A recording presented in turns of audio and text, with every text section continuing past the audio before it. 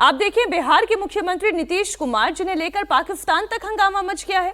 पिछले दिनों नीतीश कुमार ने एक मुस्लिम महिला के चेहरे से उनका नकाब कहें या हिजाब कहें, बुर्का कहें, वो उनके चेहरे से हटाया।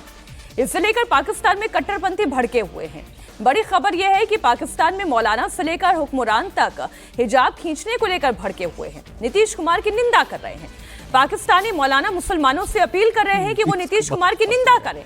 वहीं पाकिस्तान के पंजाब प्रांत के मंत्री उस्मा बुखारी ने भी मुस्लिम महिला का हिजाब हटाने को लेकर नीतीश कुमार पर हमला बोला। 15 दिसंबर को एक कार्यक्रम के दौरान मुख्यमंत्री नीतीश कुमार नियुक्ति पत्र बांट रहे थे और इसी दौरान महिला जो हिजाब पहनकर वहां पर आई थी, नीतीश कुमार ने उनसे पूछा ये क्या है, उसे अपने हाथ से फिर हटा दिया। नीतीश के इस कदम से भारत में सियासत गर्मा गई, चौतरफा आलोचना हुई, लेकिन पाकिस्तान को एक मुद्दा हाथ लग गया, पाकिस्तान में हाहाकार मच गया।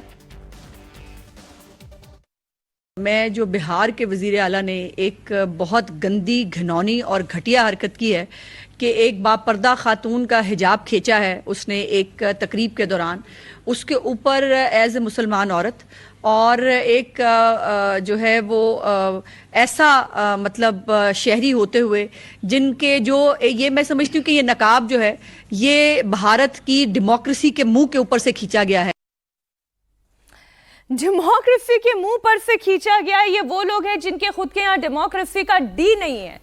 ये वो लोग बात कर रहे हैं जिनके अपने एक्स प्राइम मिनिस्टर जेल के अंदर बंद है, उनकी बहनें बाहर रो रही हैं, उनके ऊपर केमिकल वाला पानी छिड़का जा रहा है।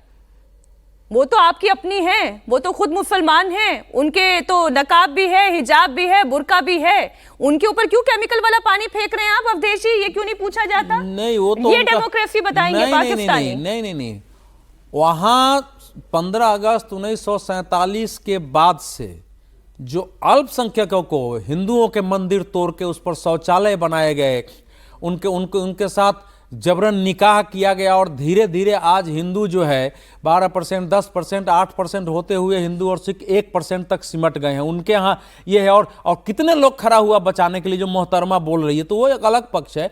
लेकिन हमारे देश में अब इस समय नीतीश कुमार जी ने उसको कहा कि तू पढ़ी लिखी हो, क्या ये बुर्का पहनती हो, हटाओ इसको।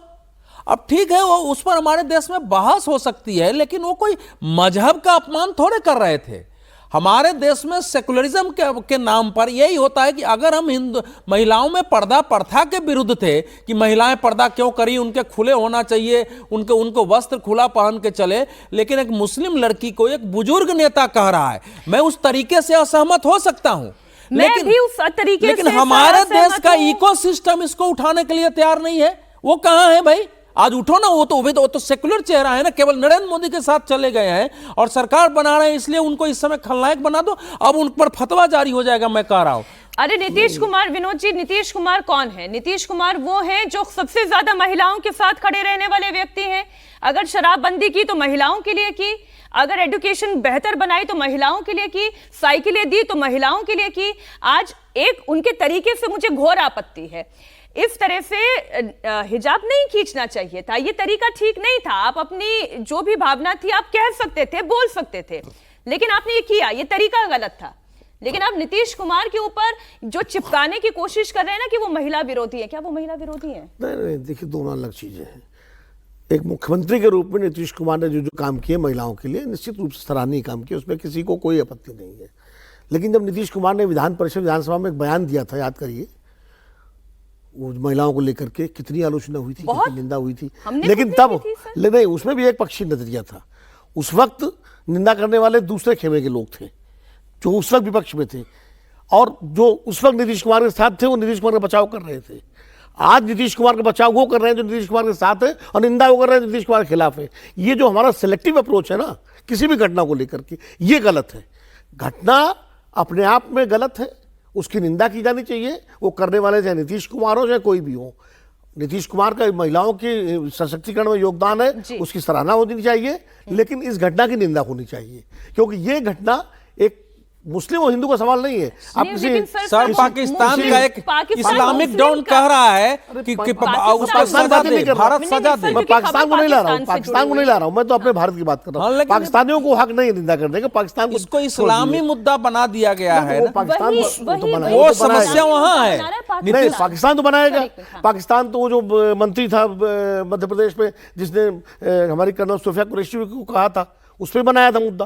वो तो हम भी बनाते हैं, वो भी बनाते हैं। वो तो उनका अपना एक भारत के खिलाफ वो है। पाकिस्तान की अप्रोच नगण्य है, आप ये कह रहे हैं कि वो मैं कह रहा नगण्य कैटेगरी हूँ वो अपना करा है, जो ठीक है। उनको कोई हक नहीं है बोलने का। वो अपने यहाँ अपने अल्पसंख्यकों को देखें, अपने यहाँ जो उनके माइनॉरिटीज की हालत है उसको देखें, वहाँ जो हिंदू महिलाओं के साथ हो रहा है उसको देखें। उनको कोई हक नहीं भारत में बोलने का। लेकिन एक भारतीय के नाते नीतीश कुमार की इस कार्यवाही का इस एक्ट की निंदा होनी चाहिए, निंदा होनी चाहिए। और ये हम भी अपने कार्यक्रम में कई इस्लाम दफा विरोधी कर चुके हैं, बता लेकिन देना सर- ये नहीं नहीं नहीं, मैं तो चलेगा। कहना घूंघट उठाए तो भी इस्लाम होनी चाहिए। मजहब विरुद्ध बता देना मजहब कोई का सीरियस मसला इशू नहीं है। आने वाले ये समय में स्त्री- मौत का ये फतवा जारी नहीं, होगा। नहीं, ये स्त्री की आज हम लोग ये- बैठे ये हुए सम्मान जो की आप बात देश है। ये कह रहे हैं, मौत का लेकिन फतवा ये- जारी होगा। उस लड़की को हीरोइन बना के करोड़ों रुपए उसके पास वो- आने वाले मुझे हैं। पता चला ये वो पूरा चली भी आधार गई है, वो बंगाल ये चली पूरा गई है। आधार बन चुका नौकरी है। उन्होंने 5 को लौटा दी पागल है। खड़े हो जाएंगे मारने के लिए नीतीश कुमार को। ये सीरियस अच्छा, इशू है। ये खबर मैं दर्शकों को दे दूं, फिर अगली खबर की तरफ आगे बढ़ूं कि जो जिस महिला के साथ ये हुआ वो थोड़ी झेप गई, उन्हें अच्छा नहीं लगा। उसके बाद फिर जो उन्होंने नौकरी का नियुक्ति पत्र था वो भी वापस लौटा दिया और वो बंगाल चली गई। इसकी एक पहलू ये भी है कि वो बंगाल की ही रहने वाली थी, बिहार में पढ़ाई के लिए वो रह रही थी और फिर वो नियुक्ति पत्र मिलने के दौरान जो कुछ भी घटना घटी वो उससे असहज थी। उन्होंने अपने भाई को कॉल किया और फिर वो वापस बंगाल लौट गई है।